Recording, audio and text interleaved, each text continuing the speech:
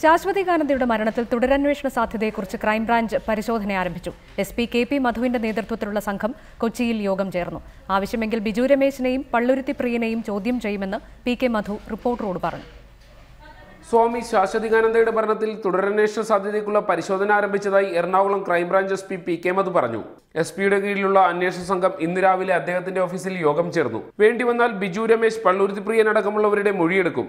സംഘം സ്ഥലം സന്ദർശിച്ച് പരിശോധനയും നടത്തും.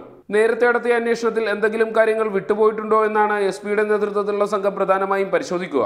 പുതിയ ഇപ്പോൾ വന്നിട്ടുള്ള ആരോപണങ്ങളിൽ നേരത്തെ അന്വേഷിച്ച കാര്യങ്ങൾ ഉൾപ്പെടാത്ത വേറെ ഏതെങ്കിലും പുതിയ വിശേഷങ്ങളുണ്ടോ എന്നുള്ളതാണ് പ്രധാനമായിട്ടും അന്വേഷിച്ചത്.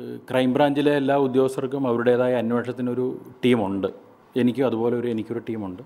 പിന്നെ അവർ കൂടാതെ ആവശ്യമുണ്ടെന്നുണ്ടെങ്കിൽ എൻ്റെ കീഴിലുള്ള മറ്റ് ഉദ്യോഗസ്ഥരെ കൂടി ഉൾപ്പെടുത്തി അന്വേഷണം നടത്തും. ശാശ്വതികാനന്ദയുടെ മരണത്തെക്കുറിച്ച് ഉയർന്നു വന്ന പുതിയ ആരോപണങ്ങളും വെളിപ്പെടുത്തലുകളുമാണ് SP പരിശോധിക്കുന്നത്. സാഹിൻ ആന്റണി, റിപ്പോർട്ടർ, കൊച്ചി.